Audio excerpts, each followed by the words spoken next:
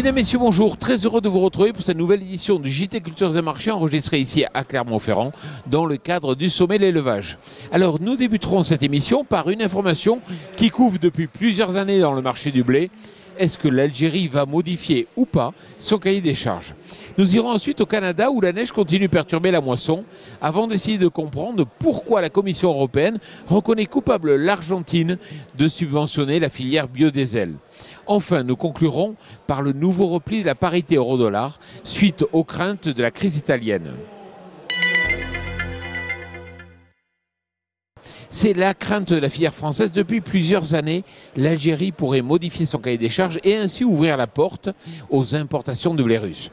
Alors jusqu'à présent, l'Office d'État spécifie 0% de bug damage lors de ses achats, soit l'absence totale de dégâts d'insectes. Cela fermait la porte au blé du bassin Mer-Loire. Mais voilà, depuis quelques jours, une délégation algérienne s'est rendue en Russie pour inspecter les blés et faire des tests. Si rien n'a encore été modifié, les conséquences pour les opérateurs français pourraient être très importantes. En effet, ce débouché peut représenter jusqu'à 50% des exports de blé français hors Union européenne. C'est dire si la perte d'une partie de ce marché au profit des blés russes risque de peser sur le bilan français et donc sur les prix. La neige n'en finit pas de tomber au Canada. Dans le sud de l'Alberta, par exemple, jusqu'à 20 cm de neige sont recensés. De ce fait, les travaux des champs sont totalement à l'arrêt depuis plusieurs jours. Avec seulement 33% des surfaces fauchées à fin septembre, la moisson va encore être longue. Si les canolas peuvent pour l'instant résister à ce climat défavorable, les blés, quant à eux, souffrent davantage. En effet, l'humidité qui pénètre dans les grains dégrade la qualité et il est fort probable que le pourcentage de blé fourragé sera plus important cette année. D'ailleurs, cela se ressent déjà dans les prix puisque le blé meunier canadien est devenu plus cher que l'américain. Vous le savez tous, la filière colza est actuellement mise à mal par les importations de biodiesel en provenance de l'Argentine. Cette semaine, la Commission européenne déclarait, après avoir réouvert le dossier, que l'Argentine était coupable de subventionner la filière biodiesel dans le pays, ce qui est contre les accords de l'OMC.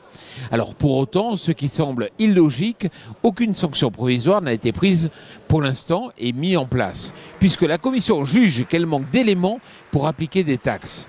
Les éléments vont dans le bon sens, mais les producteurs de colza européens vont encore devoir patienter avant de retrouver des certitudes quant à leur débouché.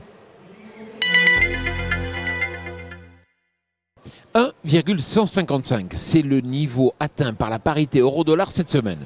Alors que la majorité des analystes s'attendaient à un renforcement de l'euro face au dollar, l'Italie est venue rebattre les cartes. En effet, la dette ne fait qu'augmenter dans le pays, ce qui effraie de plus en plus les investisseurs de la zone euro. La situation est sans doute appelée à empirer alors qu'un membre du Sénat italien a évoqué la possible sortie de l'Italie de la zone unique. Seul point positif, les origines françaises regagnent de ce fait en compétitivité. Alors je vous le dis chaque semaine, si vous recevez un email qui vous informe de la mise en ligne de ce JT, bien sûr n'hésitez pas à le transférer à tous vos amis. Voilà, le JT Culture et Marché, c'est terminé. Je vous souhaite bien sûr une excellente semaine.